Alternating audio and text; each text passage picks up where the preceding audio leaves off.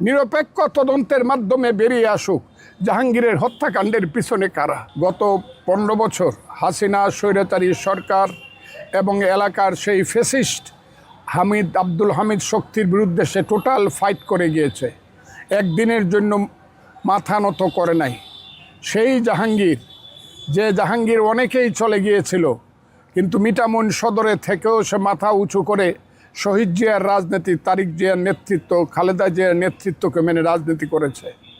একটা পর্যায়ে কেন জানি সে একটা ষড়যন্ত্রের শিকার হয়ে গেল। কথাটা আমি কেন্দ্রকে বললাম যে সে হলো ষড়যন্ত্রের শিকার, সে কোনো ধরনের অন্যায় করে নাই, গাছ সে কাটে নাই, এটা ভিন্ন বিষয়, এটা দেখা যাবে মামলা এবং আদালতে।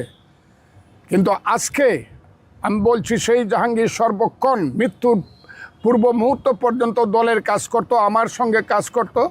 আজকে মিঠামইন থানার ঢাকিতে আমার ডাকাতি বিরোধী একটা প্রতিরোধ সমাবেশ ছিল, সেইখানে জাহাঙ্গীরের সভাপতিত্ব করার কথা ছিল। সেই অবস্থায় আমিও আজকে মিঠামইনেই যাওয়ার কথা ছিল ঢাকিতে, কিন্তু আল্লাহ তাকে নিয়ে গেছে ষড়যন্ত্র করে। আমি ভাবতেই পারি না, এটা আমার ভাবনার অধিক, যে কিভাবে হাওর অঞ্চলের মতো একটা শান্ত এলাকাতে, একটা নির্জন নিভৃত এলাকায়, যে হাওর অঞ্চলকে বলা হয় শান্তির নীড়, সেইখানে ঢাকা থেকে এসে একদল লোক তাকে কিভাবে হত্যা করলো। যদিও আজকে আমি শান্ত মনে বলবো না, আমি আমার অশান্ত মনেই বলছি।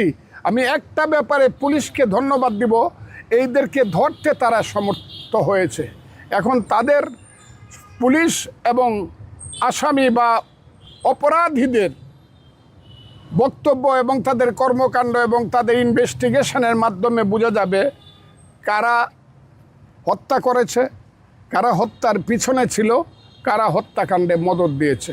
এই কথাটা আমাকে দিয়ে আপনারা বলাতে পারবেন না, কারণ আমি তো জানি না কে তাকে হত্যা করেছে।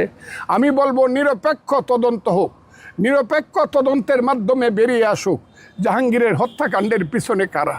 তবে একটা কথা আমি বলতে চাই আপনাকে, যত রাষ্ট্রপতি বলেন, ভগ্নিপতি বলেন, অমুক তমুক যাই বলেন, জাহাঙ্গীরের মতো একটা ছেলে মিঠামইনে আর জন্মগ্রহণ করবে বলে আমার মনে হয় না। তার মতো একটা সাহসী ছেলে, আজকে তার জন্য আমি কালকে সারা রাত ঘুমাতে পারি না। আমার হৃদয়ের কান্না কোনোদিন শেষ হবে না।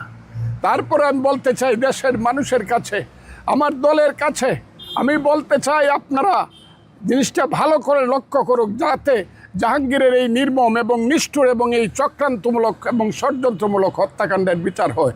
যারা এর পিছনে আছে তাদেরকেই ধরেন, এটাই হলো আমার কথা।